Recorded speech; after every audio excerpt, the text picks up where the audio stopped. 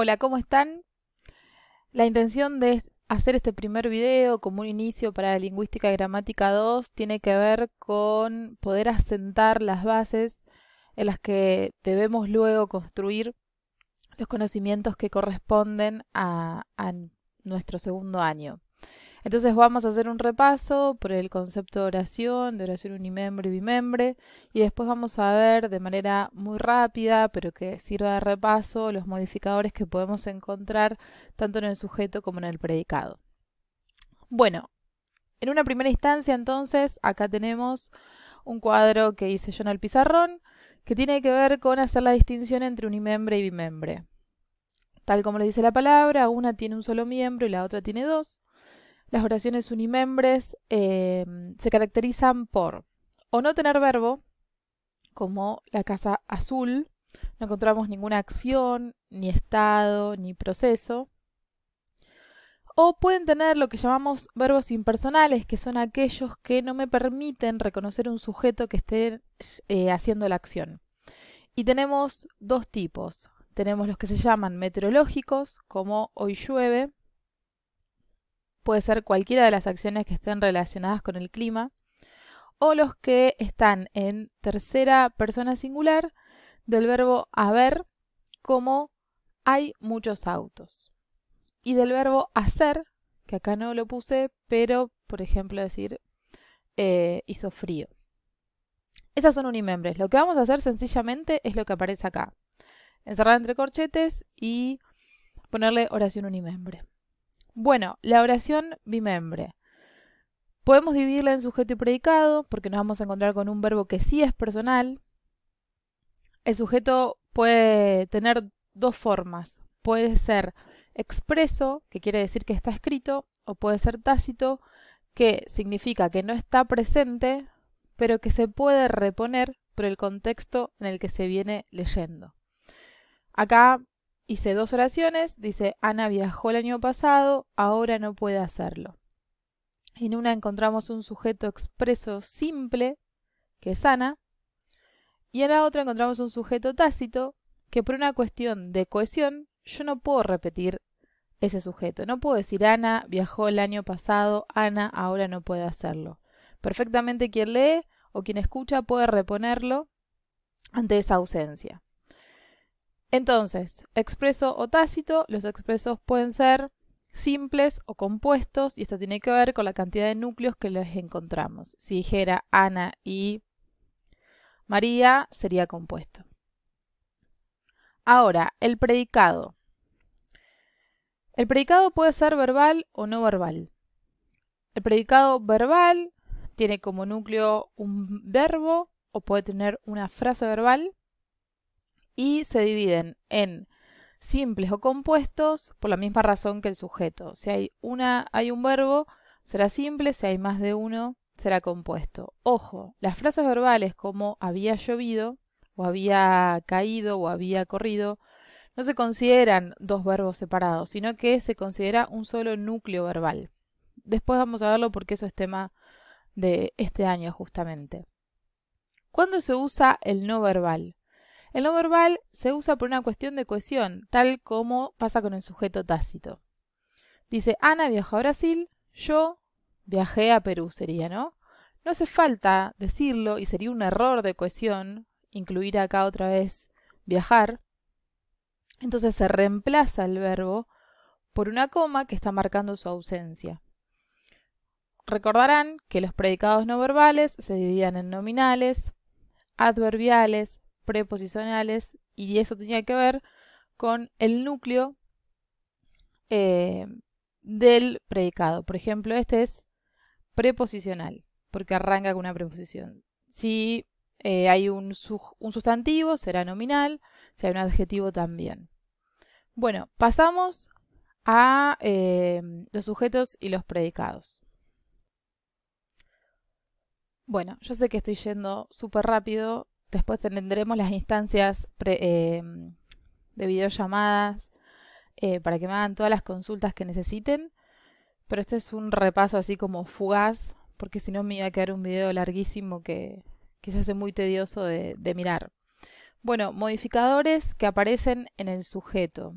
Primeramente le hice una aclaración acá que el sujeto es un sintagma nominal, esto quiere decir que tiene como núcleo un sustantivo. Lo que nosotros vamos a ver es esos sustantivos, esos que funcionan como núcleo, qué tipo de modificadores pueden tener. El primero es el modificador directo, que es el más común de todos, que está formado por artículos, o sea, pueden ser adjetivos, artículos, determinantes, adjetivos de todo tipo.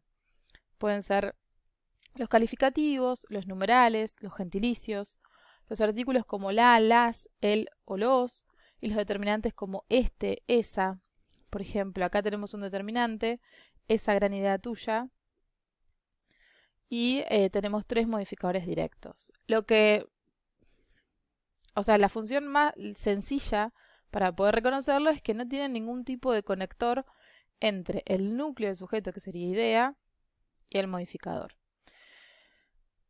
En cambio, el modificador indirecto está encabezado por preposiciones, se las acuerdan a, ante, bajo, cabe con, contra de, etc. Si no las recuerdan, búsquenlas. Y esa preposición es la que a mí me hace llamar la atención y voy a poder darme cuenta de que ahí hay un modificador indirecto. Se llama indirecto justamente porque necesita de la preposición para unirse al núcleo del sujeto. Esta es la manera de analizar un modificador indirecto. Esto significa nexo subordinante, término. Dentro del término lo analizo porque es otro sintagma nominal el término. Y bueno, indico acá abajo que es un modificador indirecto. ¿Qué más encontramos? Aposiciones. Las aposiciones son aclaraciones. Suelen aparecer entre comas, como está acá. Yo puedo darme cuenta porque la puedo rotar con el núcleo. Yo podría haber dicho Roberto Art, el escritor, nació en 1900. O sea, la puedo rotar porque como es lo mismo, hay una equivalencia, pueden ocupar el espacio del otro. Y a su vez también la puedo sacar sin que la oración pierda sentido. Y digo, Roberto Art nació en 1900 o en este caso digo el escritor nació en 1900. ¿Qué más? Construcción comparativa. Está encabezada siempre por un nexo comparativo. Este es el modelo. ¿Cómo? Puede ser cuál, tal como. Esperen que no lo estaban viendo. Ahí está. Dice, ella como una heroína salvó mi vida.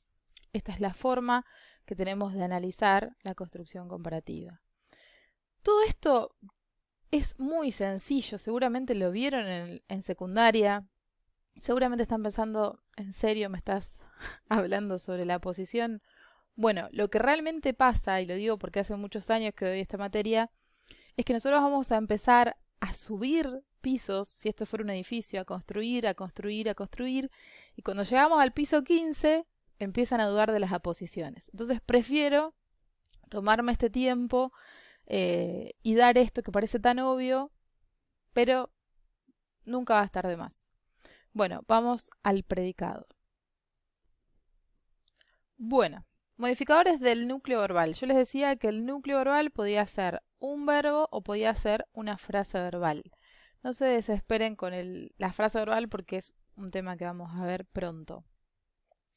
¿Qué podíamos encontrar en el predicado? Podríamos encontrar 2 tipos de objetos, el directo y el indirecto. El objeto directo lo podíamos reconocer principalmente pensándolo desde lo semántico y pensar que esa estructura es quien recibe la acción.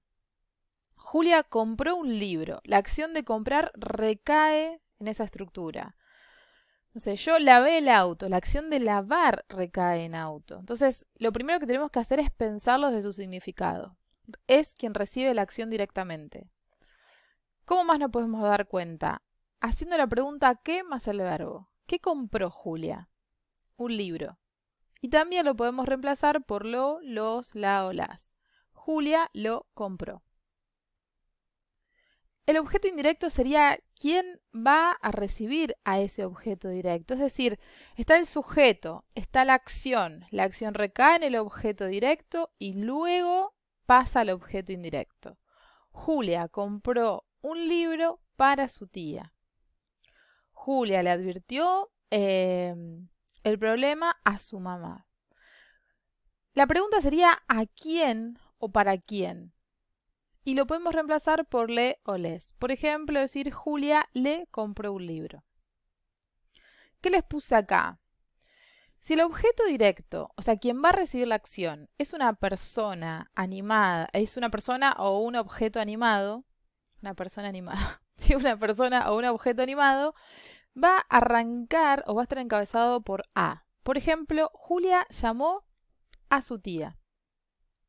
Julia la llamó. A su tía y es el objeto directo. Entonces, si tiene las características de persona, va a estar encabezado por la preposición a. ¿Qué más tenemos? Complemento agente. El complemento agente tiene que ver con la voz activa y la voz pasiva. Si no saben la diferencia, después si quieren lo charlamos en la videollamada. Pero en este caso, el complemento agente está relacionado con la voz pasiva. En la voz pasiva, quien recibe la acción está en el sujeto. Y entonces nos falta saber quién lleva a cabo la acción. Fíjense, esta estaría en voz activa. El sujeto hace. Julia compró un libro. En este estaría en voz pasiva. El sujeto recibe la acción. Un libro fue comprado. Como no está en el sujeto quien hace la acción, aparece en el predicado en la forma complemento agente. El complemento agente siempre está encabezado por el por y me explica, en el caso de la voz pasiva, quién llevó a cabo la acción. ¿Qué más tenemos? Predicativos. Yo acá les puse los subjetivos, pero también están los objetivos, que después de última los vemos. Predicativo subjetivo, obligatorio y no obligatorio. El predicativo subjetivo obligatorio tiene que ver con los núcleos verbales copulativos, que eran aquellos que no tenían un contenido desde lo semántico por sí mismos, como ser, estar, padecer, yacer. Estar y yacer cuando no indica el lugar. O sea, yo digo, ella está en la isla, no, pero yo digo, ella está triste, sí. Y el predicativo viene a completar ese significado que el núcleo verbal copulativo no tiene por sí mismo. Si yo digo, ella es, y no digo nada más, no está completa esa oración, me está faltando la información. Entonces, se complementa con esta estructura que se llama predicativo subjetivo obligatorio. Se llama así porque predica, es decir, que dice algo, subjetivo, porque dice algo sobre el sujeto, y obligatorio, porque tiene que estar sí o sí para que la oración tenga coherencia y esté completa desde lo semántico. El no obligatorio son adjetivos que aparecen en el predicado, dándonos características del sujeto, acompañando a verbos que no son copulativos. Parece un choclo inentendible, pero miren el ejemplo. Ella viste elegante. Tenemos un adjetivo que me dice algo del sujeto, pero el verbo no es copulativo. Esos son los casos de los predicativos subjetivos no obligatorios. Y después tenemos el grupo de circunstanciales, que son adverbios o giros adverbiales, es decir, un conjunto de palabras que funcionan como un adverbio y que seguramente son los más sencillos, también porque son los que más por ahí se han visto en secundario. ¿Se acuerdan? Circunstancial de tiempo, de lugar, de modo, de afirmación, de negación, de duda, de instrumento, etc. En el caso de que ustedes no los recuerden, me piden ayuda y yo les doy un cuadro resumen. Bueno, hasta acá llegamos con este repaso. Seguimos hablando por plataforma y por videollamada. Les mando un beso muy grande.